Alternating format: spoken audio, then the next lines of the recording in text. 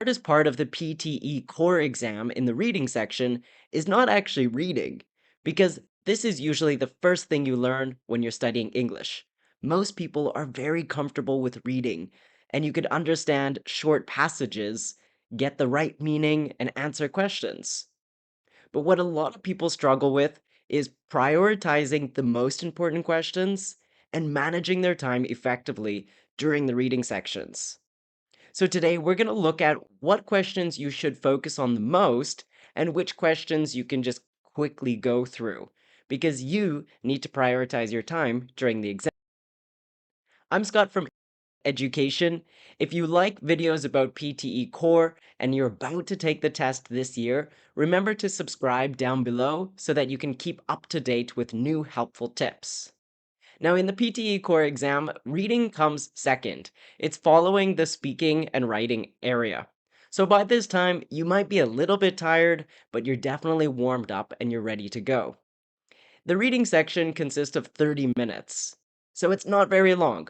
30 minutes in total, it's always the same amount of time. But what does change is the number of questions. You might get anywhere from 13 to 18 questions, and that's really just random. It's an algorithm that creates the exam, or they use some type of software.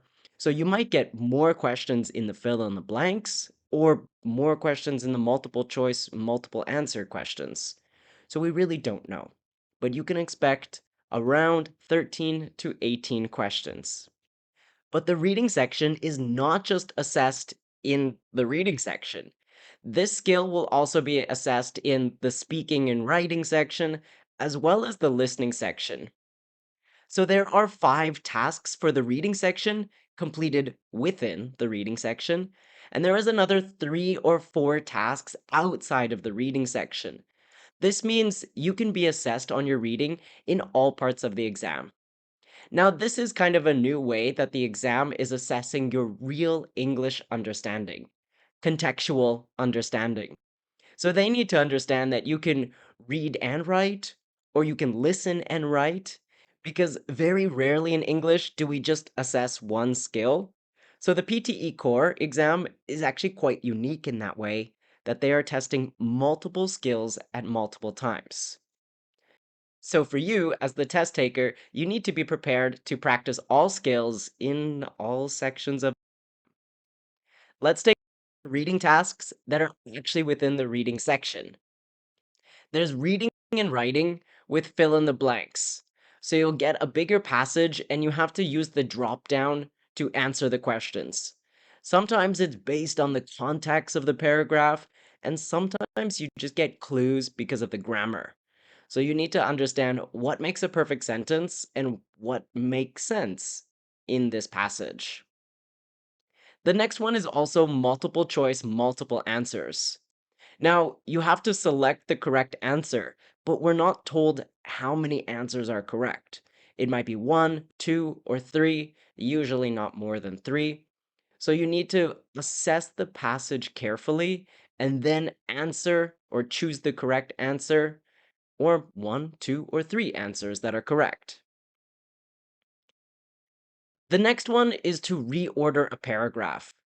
I find this one to be the most challenging, and other test takers have said the same thing, because you need to play around with it a little bit. And you can do this in the exam. Once you put them into the box, you're allowed to move it up or down using the arrows on the side or using your keys. So always go back, read the paragraph. Does it make sense? Well, good. If it doesn't make sense or it doesn't sound natural, you've not ordered it in the proper way. So this is often starting with a general statement, like an introduction sentence, and then it follows with some examples or some more detailed sentences, and usually it will end with a conclusion sentence. So we're looking at a basic format of a paragraph, but remember to reread it again and again so that it makes sense. Then we have a classic fill in the blanks. So you're reading the passage, filling in the blanks using correct grammar and correct choice of word. Multiple choice and single answer, this is just like the multiple choice question, and later we're going to talk about the questions that you should focus and shouldn't focus, and why multiple choice is one that you should not focus on, especially when you're preparing for the exam. But where else do we see the reading skill being assessed in the PTE core exam? There are multiple other areas. We have the read aloud section in the speaking and writing, summarize a written text, that's also speaking and writing, and highlight the incorrect answer, that is in the listening section. So we're going to see reading being assessed all throughout the exam. But now let's get into what areas should we really focus on and which areas can we just briefly run past simply because we're not credited enough marks, so we don't need to focus. Remember, an exam is a strategy. You need to know where to focus your time and where you shouldn't focus your time.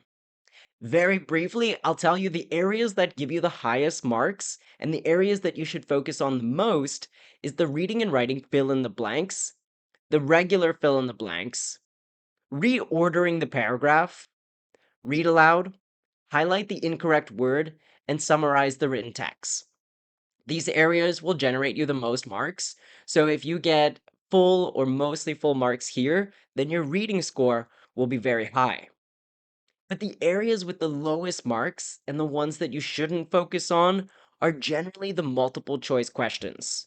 So multiple choice with a single answer, multiple choice with a multiple answer, and also highlight the correct summary. We're only given 1 mark per question here, so we really can't focus all of our time, and we should do it quickly. If you can, do the other questions, then focus on multiple choice so it's the last thing that you do in the reading section. That way, you're giving more prioritized time to the areas with the highest marks.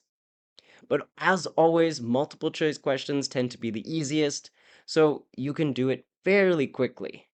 Now, let's take a look at 2 areas which are very important for the reading parts, but it's not actually within the reading section. This is the highlight the incorrect answer and summarize a written text.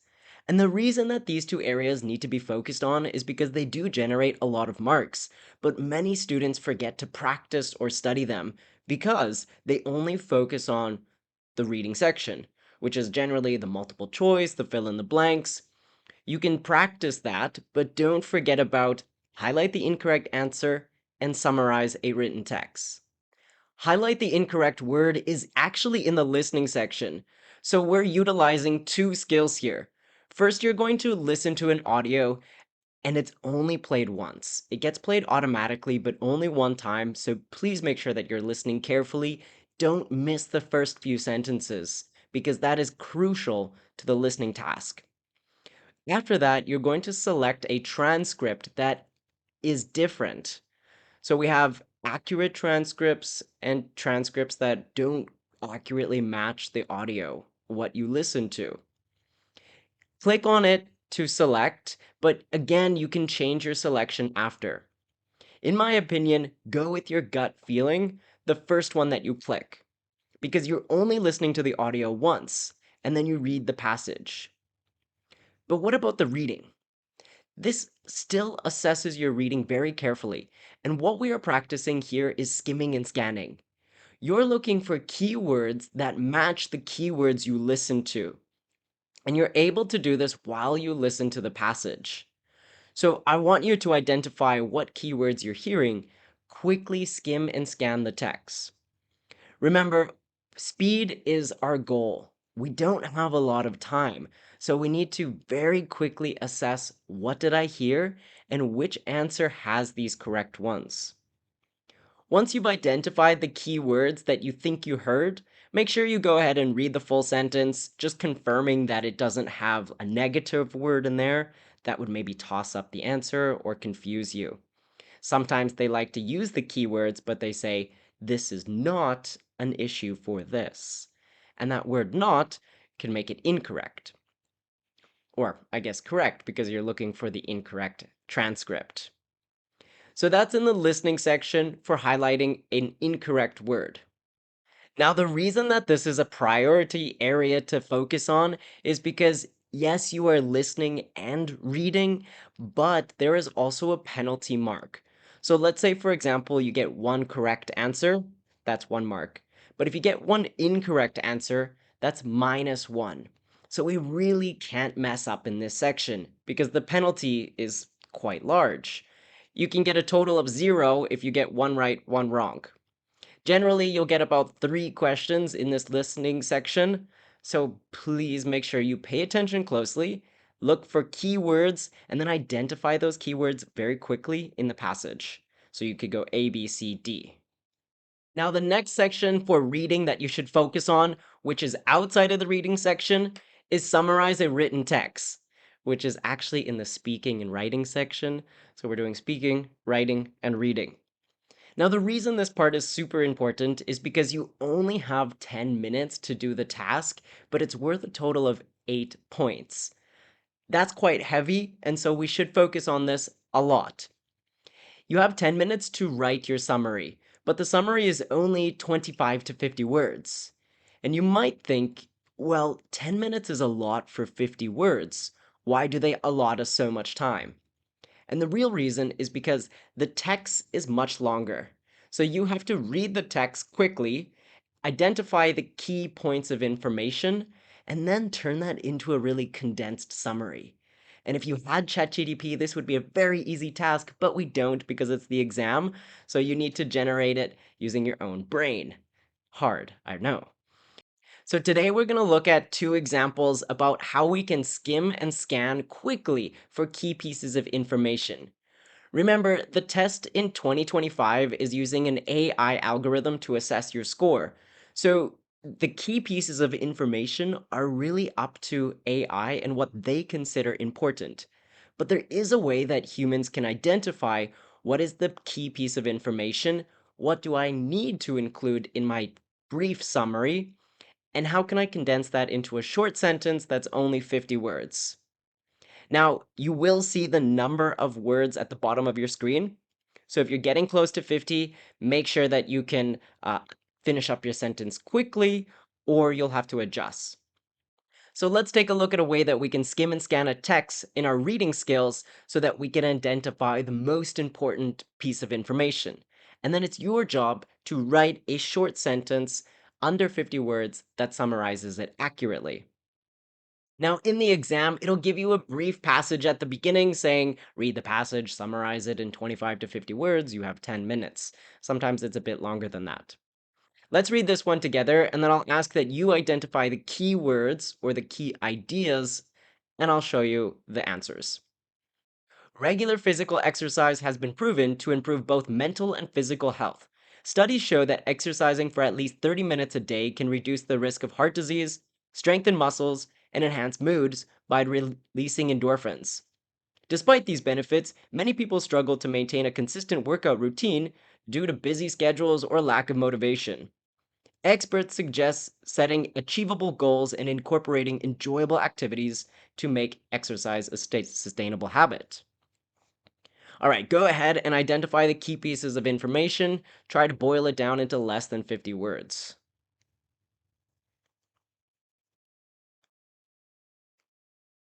Now, remember I said anytime they list something with commas, one, two, three, four, that is likely very important, unless you can tell that they really listed it for no reason. So here in my example, I definitely did highlight the listed items, but we need to know the subject: regular exercise, regular physical exercise. And then we have 2 lists: mental and physical health. Good. Now we can use all of that information in the first sentence to make a very brief sentence. Regular physical exercise improves mental and physical health. Or you could even say regular physical exercise for 30 minutes a day can improve mental and physical health. Mostly heart disease, strengthen muscles, enhance mood, etc. So we need to include that list of 1, 2, 3 of the benefits. Then we go into a second part. So we're talking about consistent workout routines that need to be done through achievable goals and a sustainable habit. These are all the core ideas that we need to include in our brief summary, but if you could put that into two sentences of 50 words or maybe three sentences, that would be ideal. So now you have an idea of the quick skimming and scanning. We're looking for things that are separated by commas, any type of proper subjects that must be included, and often if there's a word like despite, however, although, that means there's a second part to the paragraph because they are comparing two things. And we need to compare those two things in our short paragraph. This is good because bump bump bump. However, it is bad because bump bump bump. Generally, that's our format, not always. So let's take a look at a second example and you can practice at home. This one is an email from a health and wellness expert to one of the clients, and we need to summarize it in 50 words. From Sarah to Michael, importance of your sleep.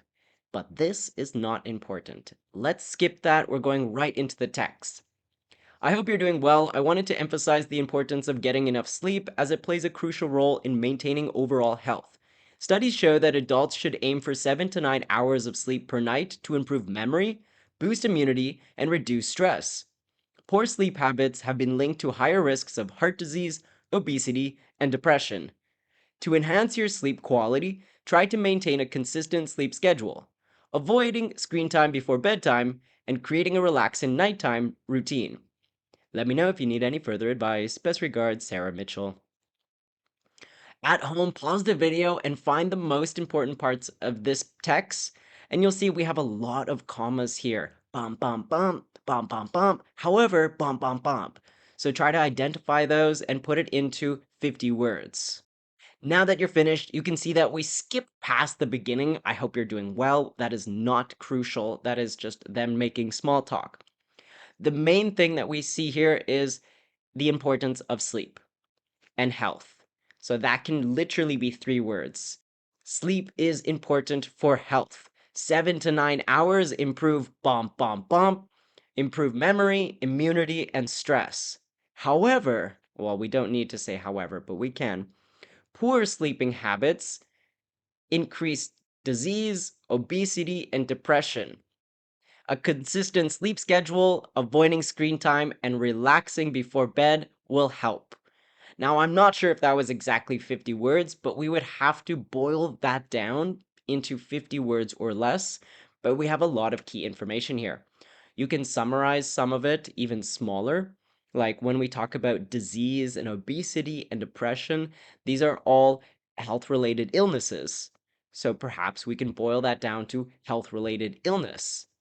Or if we talk about improved memory, boost immunity, and reduce stress, these are all benefits for our health.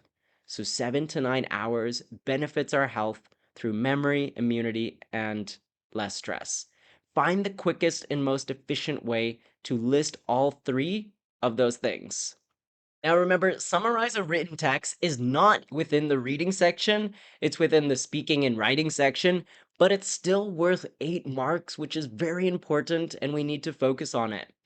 You get 2 marks for your content, 2 marks for form, 2 marks for grammar, and 2 marks for vocabulary. So we still need to make sure that we're collecting all the right information, we're skimming and scanning, identifying key pieces of information, and being able to read the text accurately.